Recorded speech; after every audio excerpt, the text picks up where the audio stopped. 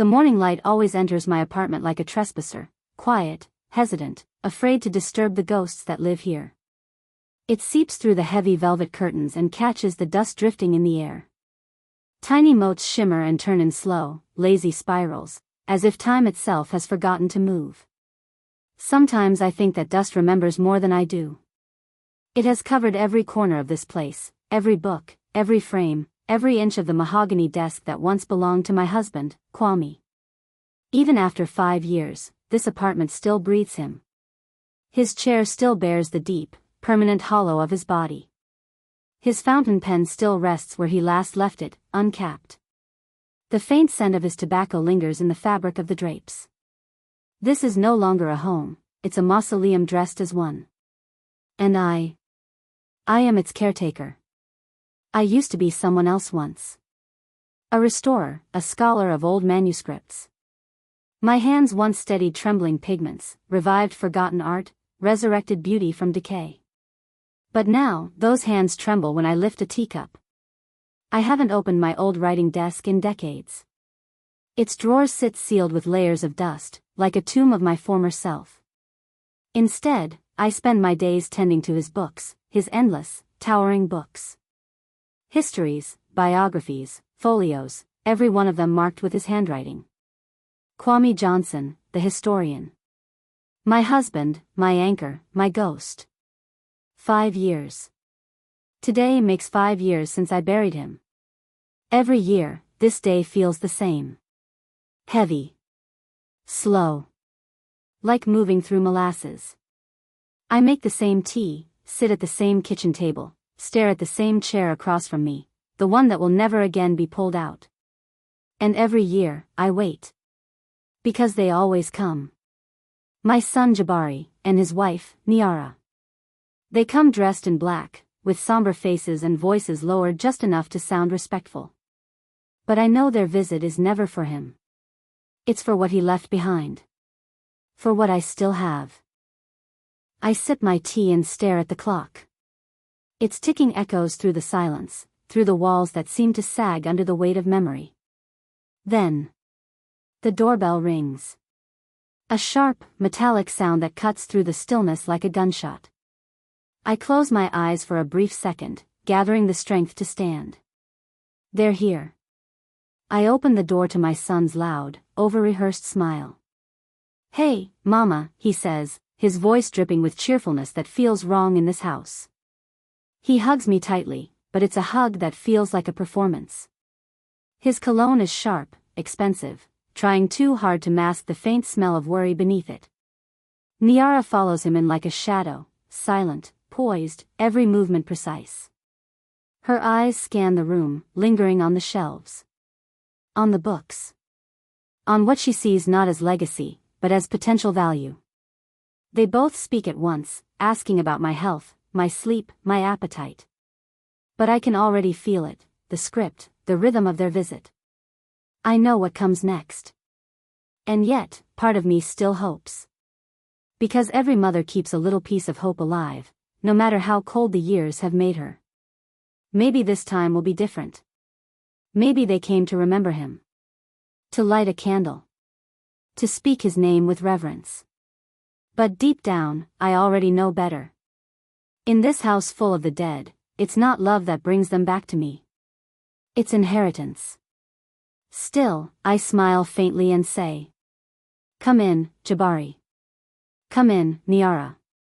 The scent of their perfume and ambition fills the air.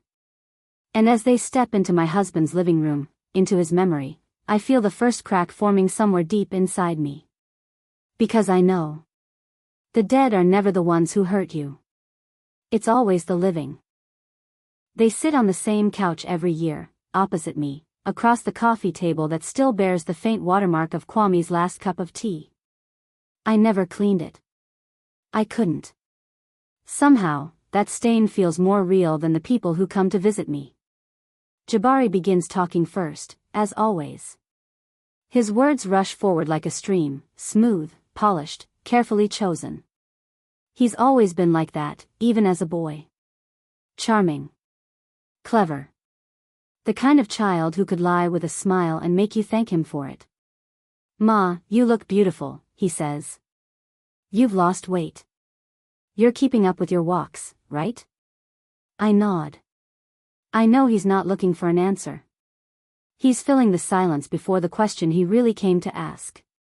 Niara smiles, thin and professional. We've been so worried about you, Mama Johnson, she adds softly. This house, it's too big for you now. All alone. You should come stay with us in Atlanta. Her words are wrapped in honey, but the sting beneath them is sharp. They want me out of this house. I can see it in her eyes, the way she glances at the shelves, at the old oak chest, at the grandfather clock that ticks with a patience older than her marriage. I sip my tea slowly. I'm fine here, I say. This is my home. Jabari leans forward. His wedding band glints in the sunlight. Ma, come on. You're 74. You shouldn't be living alone in this place. It's not safe. You could fall. Or. He stops, pretending to swallow emotion. I almost laugh. He's always been a poor actor when it comes to sincerity. Niara steps in, her tone softer, almost pleading. We just want you to be comfortable, Mama. We can help you sell the property. You'll have money for anything you need. A nice condo. Maybe by the beach. And there it is. The real reason.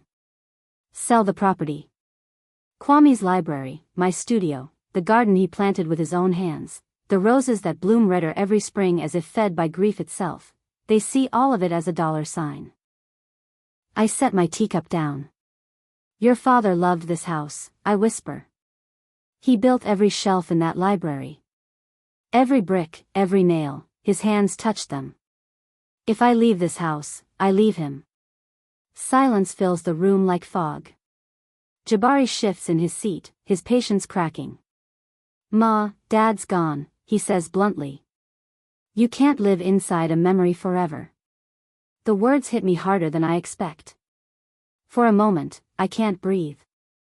He says it so easily, as if grief were something you could outgrow, like a pair of old shoes. I look at my son, the same boy who once used to hide behind my skirt when thunder rolled across the sky. The boy who cried the day we buried his father, clutching my hand until his knuckles turned white. Now he sits there, looking at me like I'm a burden wrapped in nostalgia. You think I don't know he's gone? I whisper. Every morning, I wake up and feel it all over again. But this house, this is all I have left of him. And I won't sell it. Niara's face tightens.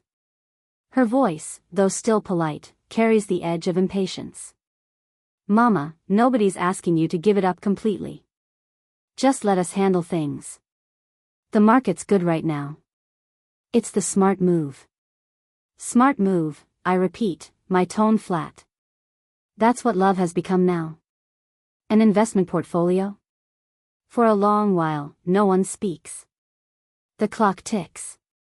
Outside, the wind moves through the birch trees, carrying the faint rustle of leaves like whispers from the past. Then Jabari exhales sharply.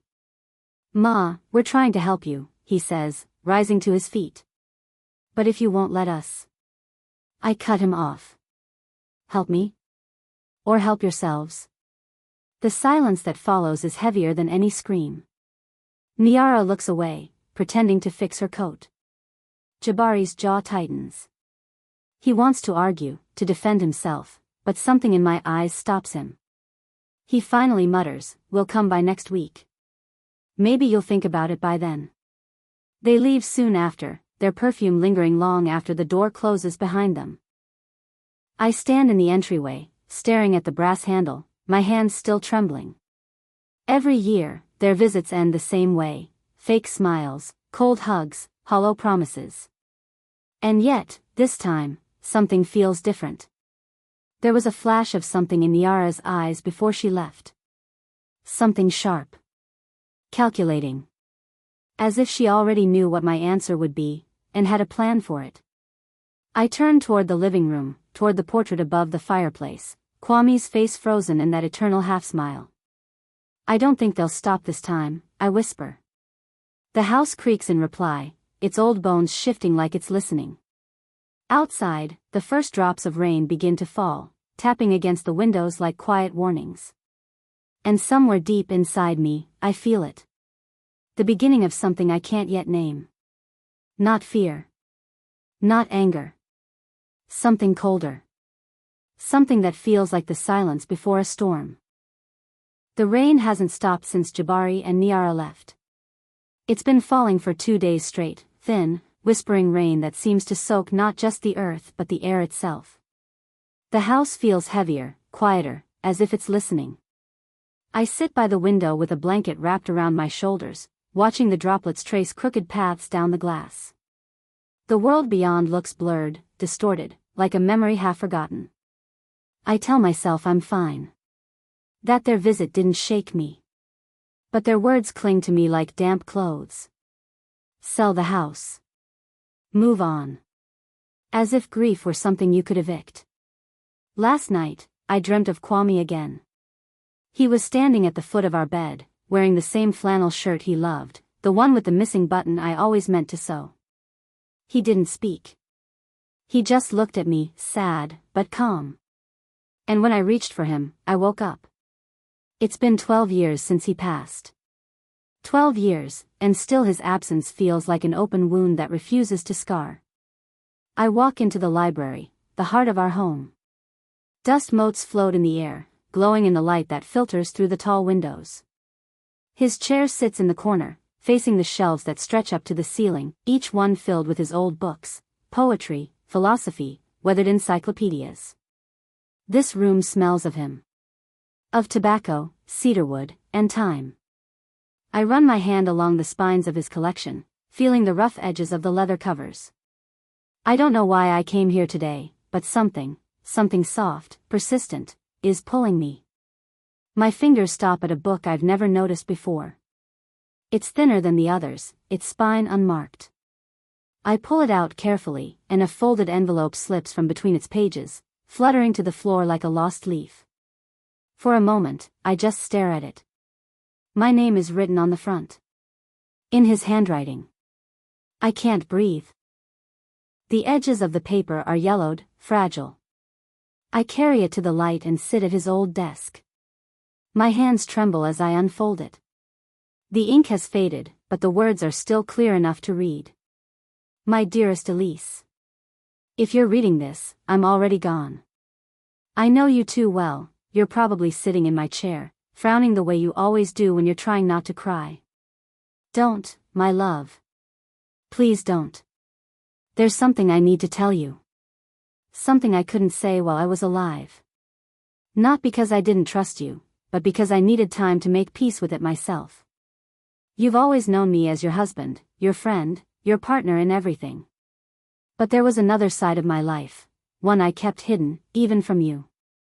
It wasn't betrayal. It was protection. Before we met, I worked with people who did things most wouldn't understand. Things that blurred the line between right and wrong. And when I left that life, I made promises, to keep certain things secret, to protect people who had no one else. If anyone ever comes asking about this house, about the land, about what's underneath, do not sell. Do not leave. There are things buried here, Elise. Things that were never meant to see the light again. If danger ever comes, trust no one, not even those who call you family. And if you ever doubt why I did what I did, remember this. Every lie I told, every secret I kept, was to keep you safe. With all my love. Kwame. I sit frozen, the letter trembling in my hands. My breath catches in my throat as the words sink in. Things buried here. Trust no one. Not even family. A chill crawls up my spine. The air in the room feels different now, thicker, charged. I read it again, slower this time, tracing his handwriting with my fingertips, as if I could touch the man himself through the ink. Could it be true? What did he mean by underneath? Under the house? The land? Suddenly, I remember Niara's eyes when she spoke about selling. That flash of certainty. That knowing look. Had they already found out something I didn't know? The floor creaks behind me, and I jump, my heart hammering. But it's just the house, old bones settling in the rain.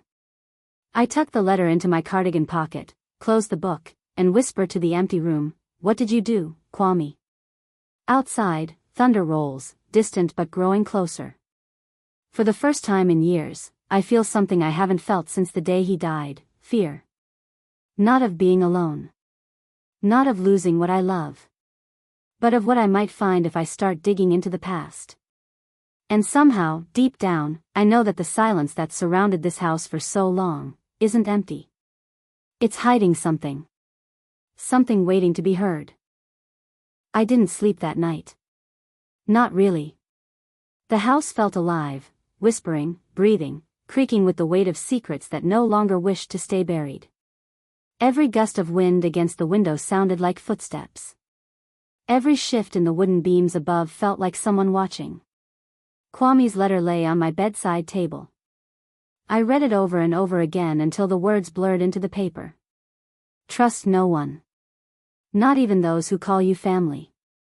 Those words echoed inside me, over and over, until I began to wonder if I had ever really known my husband at all. By morning, the rain had stopped. The world outside glistened with dew, fresh and fragile. The garden smelled like wet earth and old memories. For a moment, I almost let myself believe it was a normal day. But then I heard it. A faint thud, from somewhere beneath the floor. At first, I thought it was the plumbing. The old pipe sometimes groaned in protest when the weather changed. But this sound was deliberate. Measured. Like a slow, rhythmic tapping. I stood still, holding my breath. Tap. Pause. Tap. Tap. It was coming from the library. I walked slowly down the hall, every creak of the floorboards magnified in the silence. The air felt different there, colder, heavier, as if the room had been waiting for me. The sound stopped the moment I stepped inside. I waited, listening. Nothing. Then, I noticed something strange. One of the floorboards, just in front of Kwame's desk, looked slightly darker than the rest. Almost newer. I knelt down and ran my fingers along its edges. There were tiny nail holes, filled and painted over. Kwame was meticulous about his woodwork. He wouldn't have replaced a single board without reason. My heart began to pound. I went to the garage, found a crowbar, and returned. The metal felt heavy in my hands. For a long moment, I hesitated, part of me afraid of what I might find, part of me desperate to know. The wood groaned as I pried it loose. Dust rose in thin streams, and beneath the board, I saw a small, metal latch. I pulled. It opened easily. A square cavity. Inside, a weathered wooden box wrapped in black cloth. I lifted it out carefully, my fingers trembling. The cloth was stiff with age, but the box itself was solid, carved with symbols I didn't recognize, circles intersecting lines, like an old cipher. When I opened it, a soft gasp escaped me. Inside were old photographs, documents, and a gun. The photos were black and white, faded with time, Kwame standing beside men in military uniforms, foreign landscapes in the background. Some of the faces were crossed out in red ink. There were letters too, stamped with seals from agencies I'd never heard of, and one envelope labeled simply, Project Meridian. My mind raced. Was Kwame involved in something covert? Government? Intelligence work? The tone of his letter, the secrecy, it suddenly made a terrible kind of sense. And then, I saw something that froze me completely. A recent photograph, color, glossy, taken with a modern camera. It was a picture of me. Standing in the garden, wearing the same cardigan I had on 2 weeks ago. The angle was from behind the rose bushes. Someone had been here. Watching me. My throat went dry. My pulse roared in my ears. I turned, scanning the library windows, the corners, the shadows. Everything looked normal, too normal. The air was heavy with the smell of old paper and dust. I tried to steady my breathing, clutching the box to my chest. And then, that sound again. Tap. Tap. But this time it wasn't under the floor. It was coming from the front door. I froze. Every instinct screamed at me not to move. Another tap. Louder. More deliberate.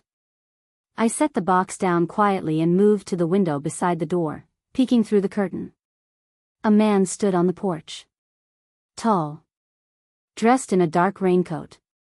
A hat pulled low enough that I couldn't see his eyes.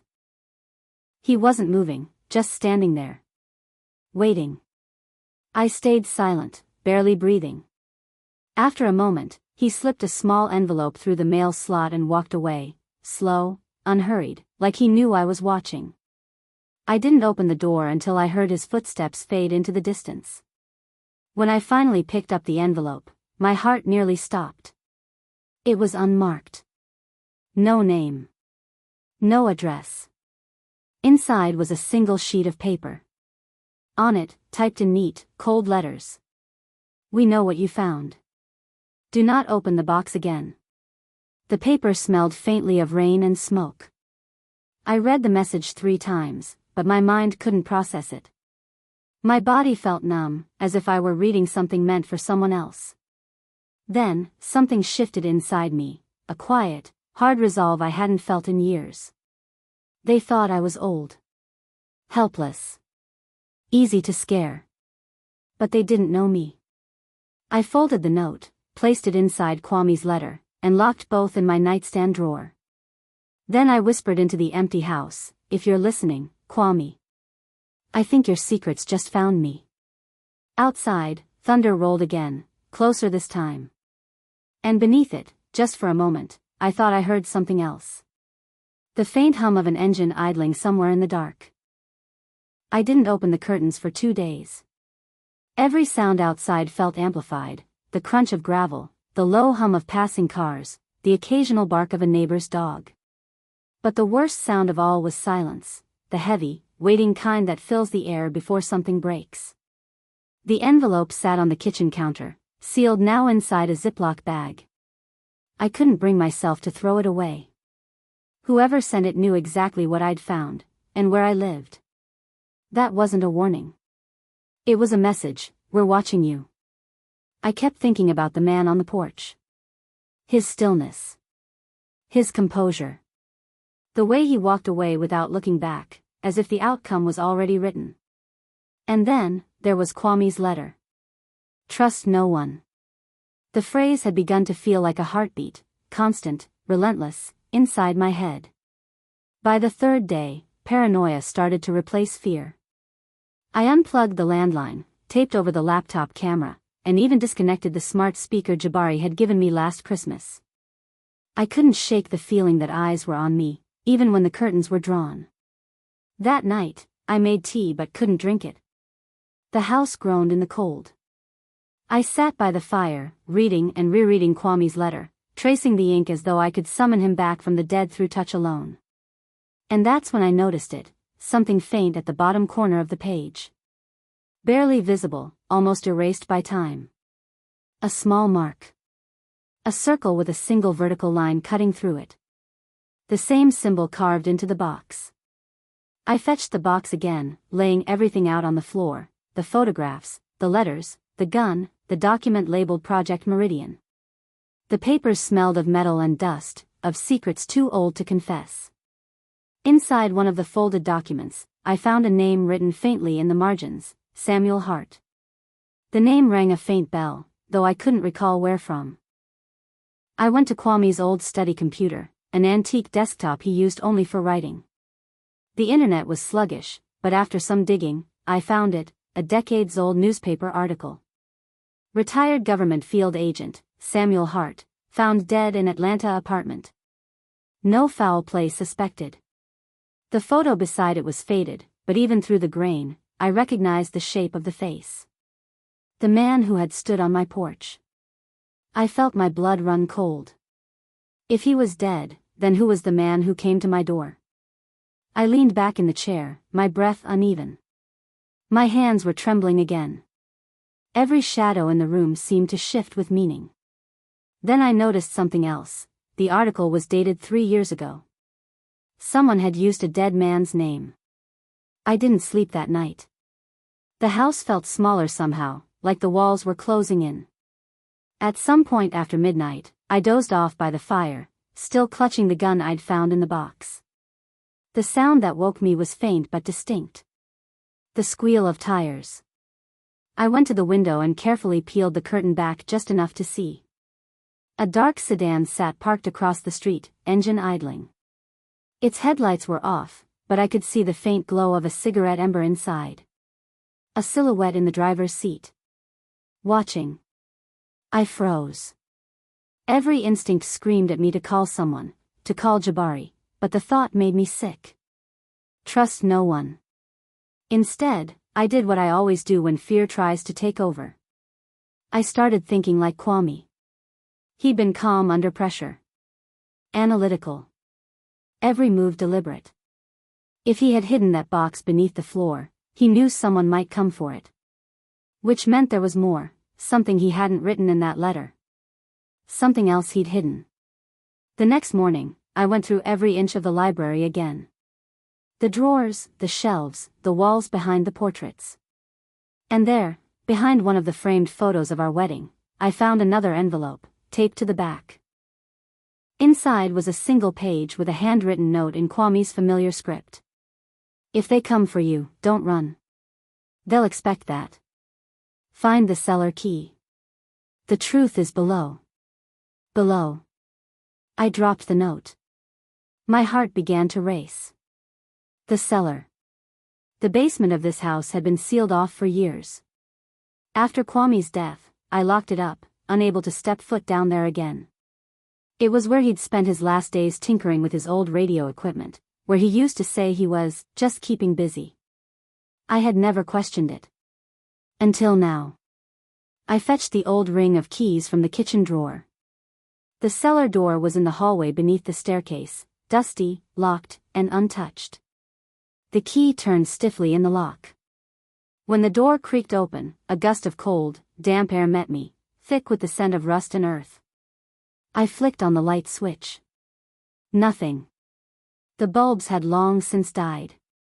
I took a flashlight instead and began descending the stairs slowly, the beam cutting through cobwebs and dust. My footsteps echoed softly, swallowed by the stillness. At the bottom of the steps, I stopped. There was something carved into the concrete wall, a familiar symbol. The same circle and line. And just below it, a steel door I had never seen before. Heavy. Industrial. Locked with a keypad. The hairs on the back of my neck rose. Whatever Kwame was protecting, it was behind that door. I turned off the flashlight for a moment, letting my eyes adjust. The darkness was complete, so deep it almost felt alive. And then, in that silence, I heard it again.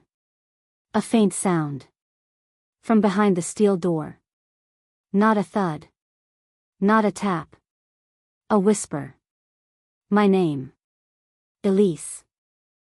For a long moment, I stood frozen, one hand gripping the cold steel handle, the other holding the flashlight tight enough to make my fingers ache. Elise. That voice, low, intimate, unmistakable. The way it slid through the door, not echoing, not distorted. Like someone standing just on the other side of the metal barrier, whispering through the seams. But it couldn't be. My husband's been dead 5 years. I pressed my ear to the door. Silence. Only the soft thud of my own heartbeat in my skull. It wasn't possible. And yet, in that dark cellar, surrounded by the smell of damp concrete and oil, every impossible thing felt suddenly plausible. My hand trembled as I brushed dust off the keypad. 4 digits. Old, mechanical, no modern interface. It wasn't digital security, it was Kwame's style of clever, quiet precision. A code that meant something to him. I closed my eyes, trying to remember. His passwords had always been memories, birthdays, anniversaries, the year he defended his dissertation. I tried the obvious ones, 1978. 2001, 0509. Nothing. Then, a thought flickered. The last page of the letter, the one he'd left in the box. 5 years to the day. The date of his death. I entered 10:22. The keypad blinked green. My breath caught. Slowly, the lock gave way with a metallic click. I hesitated for just a moment before pulling the heavy door open. The hinges groaned like an old throat clearing itself. Cold air rushed out, sharp and sterile. I raised the flashlight. It wasn't a storage cellar. It was a laboratory. Steel tables lined the walls, covered in notebooks, sealed containers, and instruments I didn't recognize. The air smelled faintly of formaldehyde and electricity. Cables hung from the ceiling like vines. And at the far end of the room, beneath a flickering bulb that must have been running on backup power, was a glass chamber. Inside it, on a metal table, lay something wrapped in a white sheet. For a long moment, I couldn't move. My mind whispered all the rational explanations, research samples, preservation experiments, anything except the one thought that made my knees weak. I forced myself closer. Each step was deliberate, measured. The beam of light danced over the floor, revealing pages scattered with hand-drawn maps, old government seals, photographs of ruins, coded coordinates. Project Meridian. The words were everywhere. My heart pounded so hard I could hear the pulse in my ears. When I reached the table, I hesitated. My hand hovered above the sheet. I could feel the cool air rising from beneath it. I took a deep breath, and pulled it back. It wasn't a body. Not exactly. What lay beneath was a human figure, yes, but it was incomplete. A composite. Part organic, part metallic. Artificial veins of silver threading beneath skin that was too smooth, too even.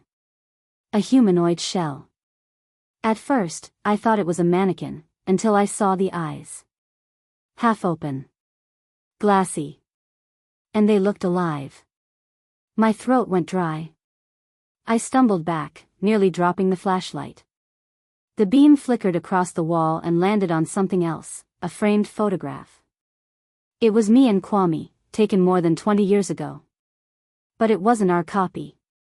In the corner of the frame, written in marker, was a number. Prototype 7EJ. EJ. My initials. I staggered back another step, my breath catching. Every nerve in my body screamed to leave, to run, to get out of that cellar, but my feet wouldn't move. Because on the table beside the humanoid form was an audio recorder. The kind Kwame used in his lectures. The kind he kept close for field notes. And it was still on. The red light blinked faintly. I pressed play. Static crackled. Then, his voice, calm, deliberate, threaded with exhaustion and something else, guilt. If you're hearing this, Elise, then it means they found me before I could finish. You were never supposed to know. Not like this. The sound of a breath. Papers shifting.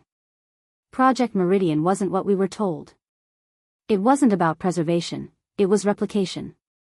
Memory transference. The government wanted to create exact neural duplicates of key personnel, scientists, agents, analysts. To make them replaceable. A pause. They failed. The first 7 prototypes couldn't hold stable consciousness. But then. I made you. The word struck like ice water down my spine. I stopped breathing. You, Elise, the real you, died in the accident. The one they told you was minor. You were gone for 3 minutes. I couldn't accept that. So I finished what we started. The Meridian Protocol. I brought you back. The tape hissed for a moment, and then his voice softened, a tone I remembered from the early days, when love still had no shadow. You are her, Elise. You are my wife. The memories, the thoughts, the emotions, all of it, preserved. But you were never meant to remember this. I sealed the truth away. For your peace. I just wanted one more lifetime with you. The tape clicked off. For a long time, I stood there, shaking. The flashlight slipped from my hand and clattered on the floor, rolling until the beam pointed back at the humanoid figure. The face was still, unmoving. But in its half-lidded eyes, I thought I saw a reflection, mine, faint and trembling. And for the first time, I didn't recognize the person staring back. Behind me, something thudded upstairs. A door. Then footsteps.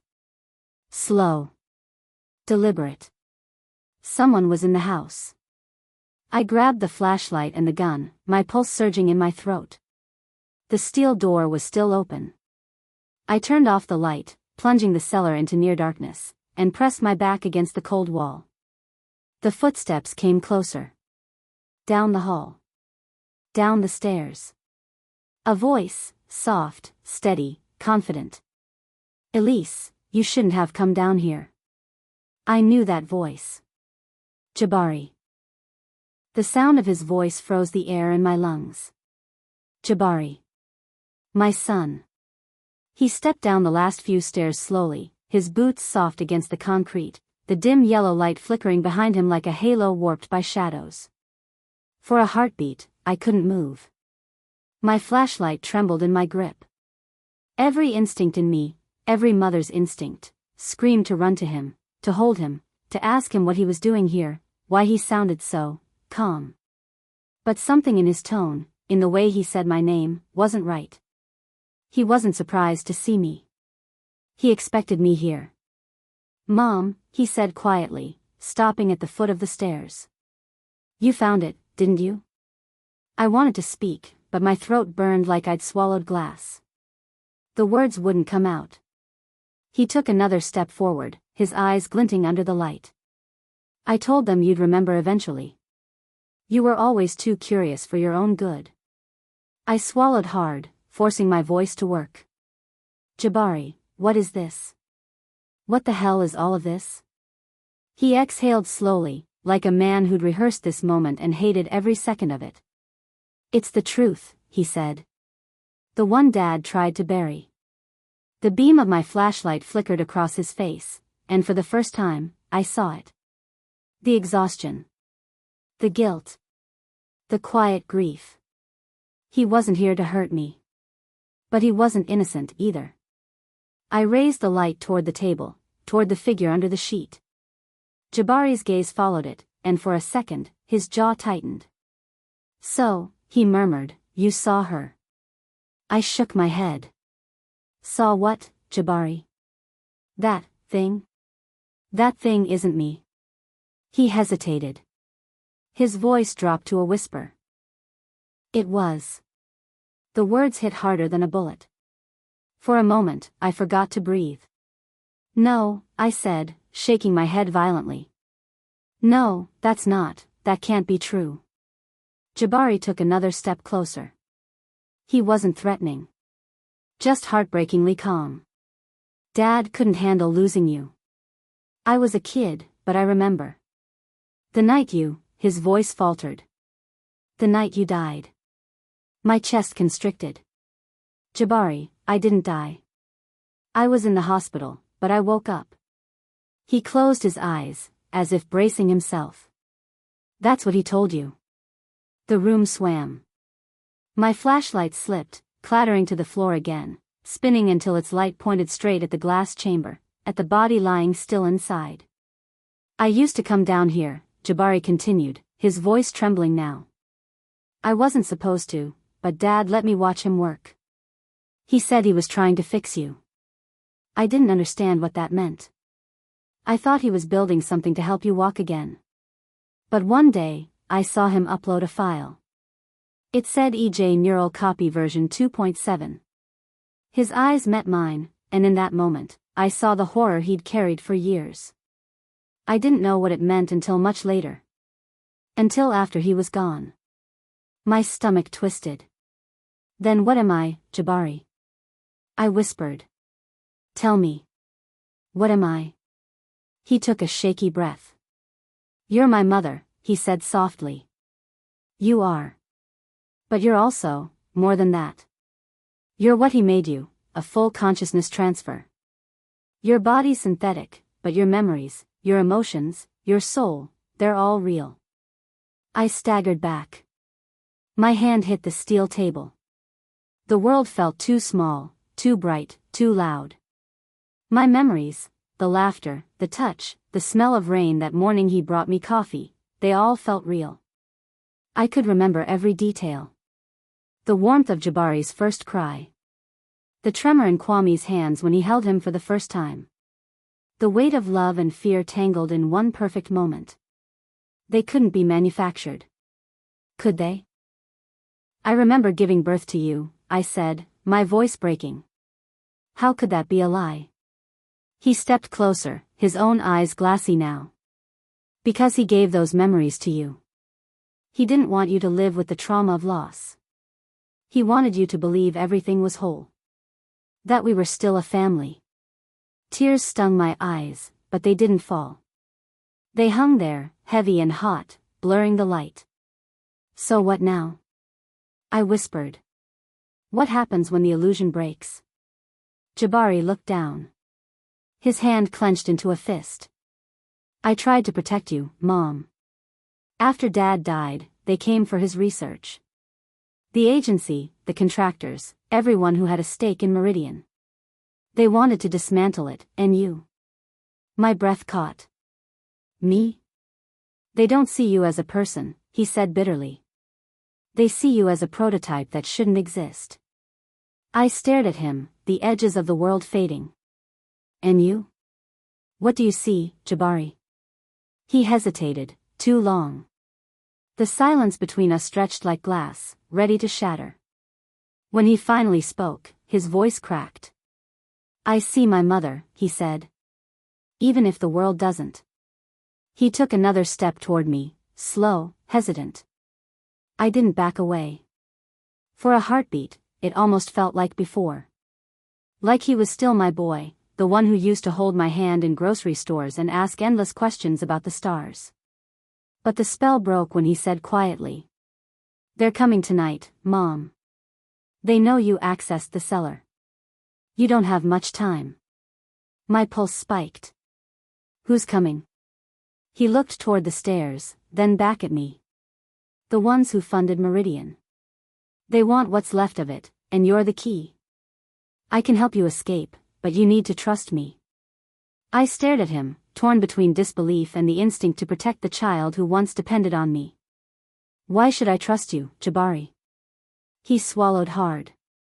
Because, he said, if they catch you, they'll wipe your core and rebuild you. And you'll never remember me again. The word struck deep, a pain beyond human, beyond synthetic. He extended his hand. Please, Mom. We have to go. I looked down at his trembling fingers, then back at the steel door that hid everything I once believed was real. I didn't know what I was anymore. But I knew what I felt. I took his hand. The night had teeth. Rain lashed against the windshield as the old truck tore through the back roads, wipers squealing in protest. The storm made the world feel small, only the road, the forest, and the heavy sound of thunder breathing down our necks. Jabari drove like he'd done this 100 times, his eyes fixed on the dark stretch ahead. His jaw was clenched, his knuckles pale against the steering wheel. I watched him in the reflection of the side window, the boy I raised, now a man with secrets carved into every line of his face. My fingers trembled in my lap. Every drop of rain sounded like a question I couldn't answer. What did you mean, I said finally, when you said they're coming for me? He didn't look at me. Meridian wasn't just a research project, Mom. It was a government contract. Dad took money from defense labs to develop it, to make something they could control. My stomach twisted. Control? You mean me? He exhaled sharply, eyes flashing in the dashboard light. Not you, exactly. You were the first success. But they wanted soldiers, workers, replacements that never questioned orders. Dad refused. That's why they buried him. The rain thickened, drowning the road in silver sheets. I stared out into the blur, my reflection flickering in the glass, so human it hurt to question it. How long have you known? Since his funeral, he said quietly. They wanted his research files. But he locked everything behind an old neural key, your DNA. They couldn't access it without you. That's when I realized. He trailed off, tightening his grip on the wheel. You realized I wasn't gone, I finished. He nodded. They didn't know what he'd done. But I did. I found traces of you in the system backups, memory clusters labeled EJ1 through EJ6.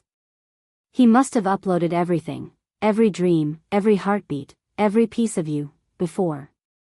Before I died, I whispered. Lightning cracked the sky open, illuminating his face for an instant, and in that flash, I saw the boy who used to hide behind my legs during storms, afraid of thunder. The one who'd grow up believing his father was a hero and his mother a ghost. The ache in my chest was unbearable. You should have told me sooner, I said softly. He shook his head. You weren't supposed to remember any of this. Your systems were designed to forget, to protect your stability. But when you found the flash drive, it triggered something, I said. That's why the dream started. Not dreams, he said. Fragments. Corrupted memories trying to reconcile with the truth. I looked down at my hands, still trembling, but not from fear. I could feel the hum beneath my skin now, the low current that wasn't blood but something else. Something alive, but not entirely human. And yet, I still felt love. I still felt pain. Wasn't that enough? The road curved sharply, and Jabari slowed. Ahead, through the veil of rain, I saw faint lights blinking in the distance, red and blue. Damn it, he muttered. They're here. I leaned forward. Who? He didn't answer. He just reached for a small device on the dash and slammed his palm against it. The truck's headlights flickered, then died. The engine sputtered to silence. We coasted to a stop in the middle of the forest road, rain hammering against the roof. The world was swallowed by darkness again, save for the faint pulse of emergency light somewhere behind us. He turned to me, his voice low. They can track any active neural signature, including yours. I jammed the signal for now, but it won't last long. My pulse quickened. What do we do? We head east, he said, reaching into the glove box. He pulled out a small metallic capsule, no bigger than a thumb drive, and pressed it into my palm. This is your failsafe. Dad built it as a reset key. If they capture you, this wipes everything. They won't be able to use you. The capsule felt heavy, like it carried more than data, like it carried destiny. I don't want to forget, I said, clutching it. Not you. Not him. Not any of this. He met my eyes, his voice breaking. If it comes down to it, you won't have a choice. A flash of light cut through the rain, headlights, growing closer. Voices echoed faintly, distorted by thunder. Jabari grabbed my hand. Come on. We bolted into the woods, mud splashing under our feet. The rain was cold, but it didn't matter. Every step was survival, every heartbeat an echo of the past that refused to die. Branches whipped at my arms, water streamed down my face, and still I ran. I could hear them behind us, men shouting, boots slamming against wet ground. Jabari pulled me behind a fallen tree, crouching low. His breath came fast, visible in the cold air. If we can reach the ridge, there's a safe house. One of Dad's. How do you know it's still there? He smiled faintly. Because I've been there before. A beam of light swept across the forest. We ducked lower, hearts pounding in sync. I could feel my neural core accelerating, processing faster, sharper, more efficiently. But it wasn't fear driving it. It was instinct. Mother's instinct. We waited until the lights moved on, then sprinted again. The sound of the storm swallowed everything, even my thoughts. When we finally reached the ridge, I collapsed to my knees, soaked and trembling. Jabari turned, his face streaked with rain and mud, his breath ragged. There, he said, pointing toward a dark outline half hidden by vines and rust. A metal hatch, embedded in the earth. He knelt and pulled it open. A faint blue glow spilled out, sterile, cold, and familiar. The Meridian insignia was etched on the frame. My voice shook. "You said this was Dad's safe house." He looked at me, his eyes full of both guilt and love. "It is," he said. "But it's also where he built you." The rain poured harder, washing away the last of the lies. I stared into the darkness below, my reflection shimmering on the wet steel. For the first time, I wasn't sure if I was running from something, or toward it. And as Jabari climbed down first, calling my name softly through the storm, I realized the truth I'd been avoiding all along. You can run from the world. You can run from your past. But you can never outrun who you really are. The hatch closed above us with a metallic thud, sealing out the storm, and sealing us inside a world that smelled like dust, static, and ghosts. The air was cool, dry, and unnervingly still. My footsteps echoed softly as I followed Jabari down the narrow staircase, the blue emergency lights flickering like dying stars. Every hum of machinery beneath the silence sounded like a heartbeat, but not mine. Not human. At the bottom, the corridor opened into a chamber lined with glass walls and forgotten terminals. Each surface was covered in a fine layer of dust, except one, a glowing console in the center, still alive after all these years. Its light reflected in Jabari's eyes as he approached it, cautious but certain. "This place shouldn't even have power," I whispered. "It's off-grid," he replied. "Dad built independent reactors under the ridge. Said he needed a place no one could touch." I glanced around. The walls were covered with old research charts, neural maps, and memory grids, each labeled DJ Development. My name, or something close to it, was written on almost every sheet. My stomach knotted. "How many times did he build me?" I asked softly. Jabari hesitated. "You don't want that answer." "Yes, I do." He swallowed hard, running a trembling hand through his wet hair. "At least 6. Maybe more." Each one failed. But he kept trying. Every time, he said it was because love wasn't code, it couldn't be replicated. "Until you." I stared at the glowing screens, at the strings of numbers and memories that represented my entire being. My birth, my death, my rebirth, all catalogued like files in a system. So much of my life, my humanity, had been an experiment in grief. Jabari began typing into the console. The display shifted, loading a file named Meridian Final Protocol. A soft chime filled the air. Then a voice. My husband's voice. "If you're hearing this, it means you've come back, Elise. I always hoped you would." The sound of him, warm, steady, alive, hit me like a punch to the chest. I gripped the edge of the console just to stay standing. "I was wrong to think I could control love," the voice continued. "I tried to rebuild it, preserve it, give it form. But I see now, what makes us human isn't memory, it's choice. And you, Elise, you'll have to make one." The screen flashed with 2 options. 1. Restore original memory core. 2. Activate final directive. My hands shook as I stared at the choices. What does it mean? Jabari's face was pale in the blue light.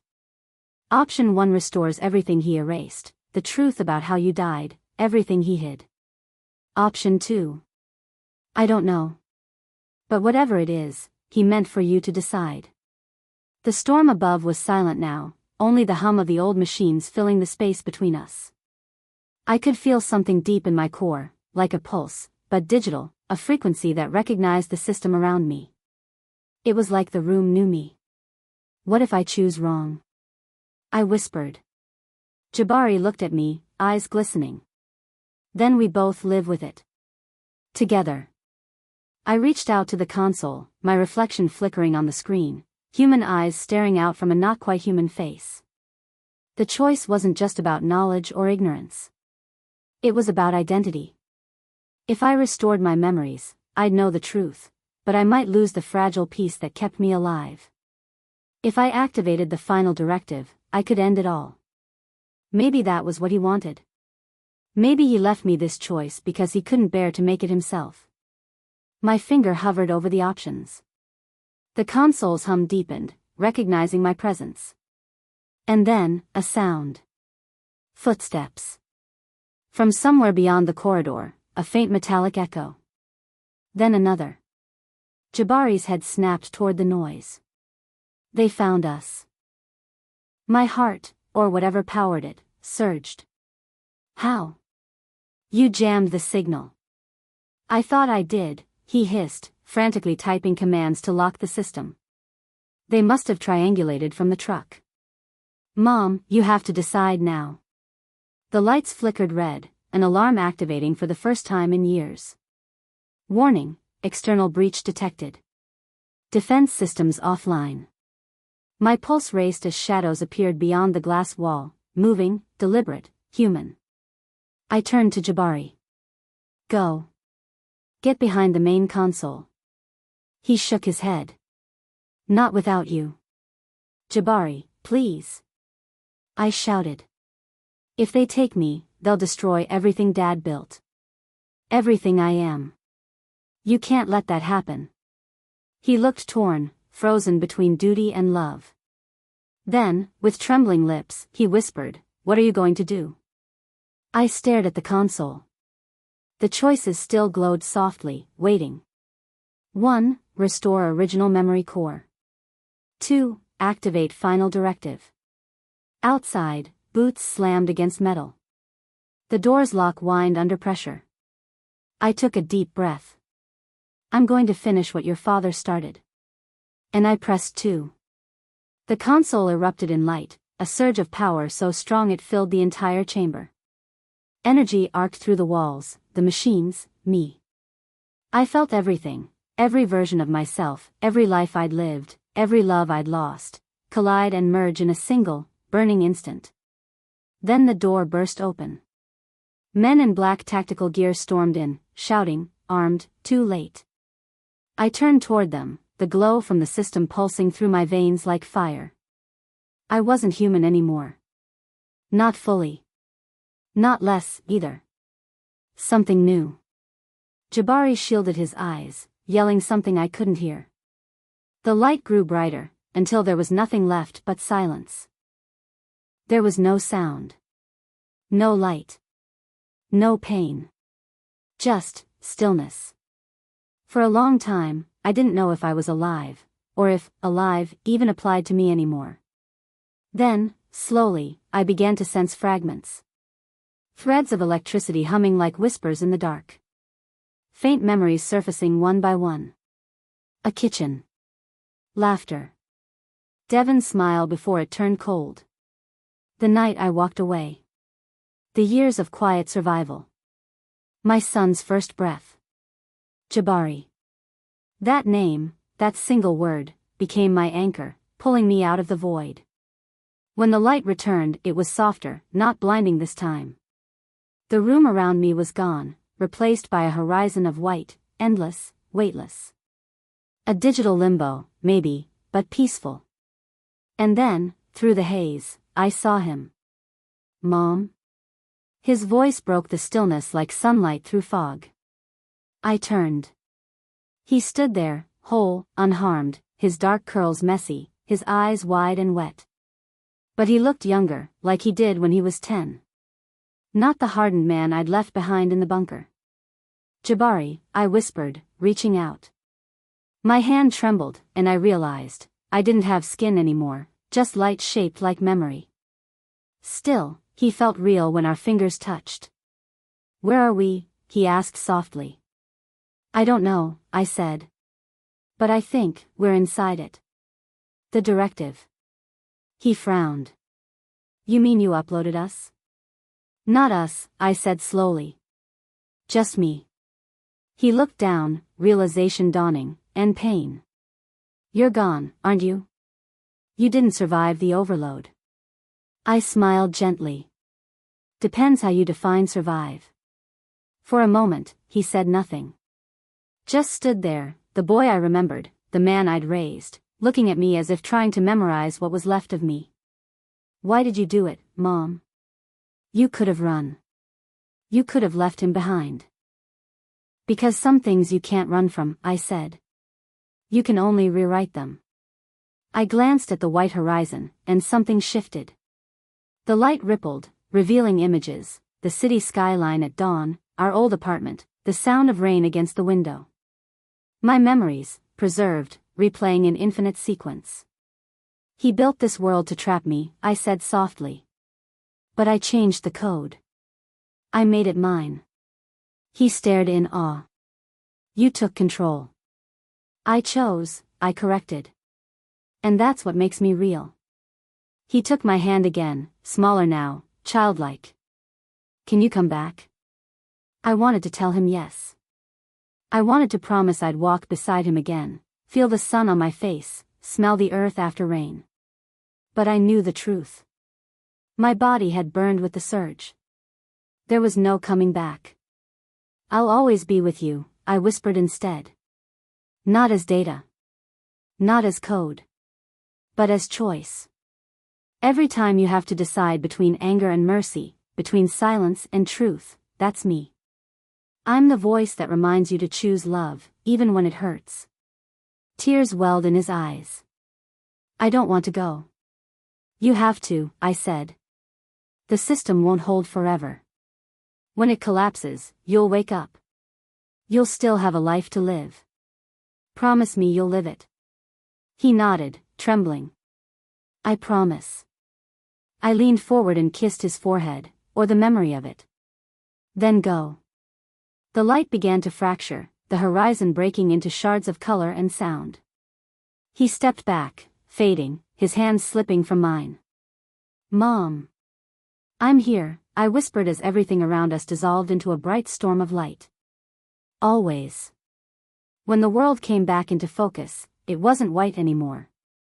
It was blue, the deep, endless blue of a morning sky after rain. I was standing at the edge of a lake. Trees shimmered in the breeze. Birds called somewhere far away. The air smelled clean, new. My reflection rippled on the surface of the water, still me, but different. Softer. Whole. Somewhere in the real world, miles away, Jabari would be waking up, alive, free, the servers fried beyond repair. The corporation's plans gone with the data.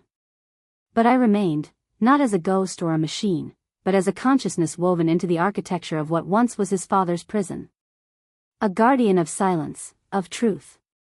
For the first time in years, I wasn't waiting for the storm to pass. I was the calm that followed it.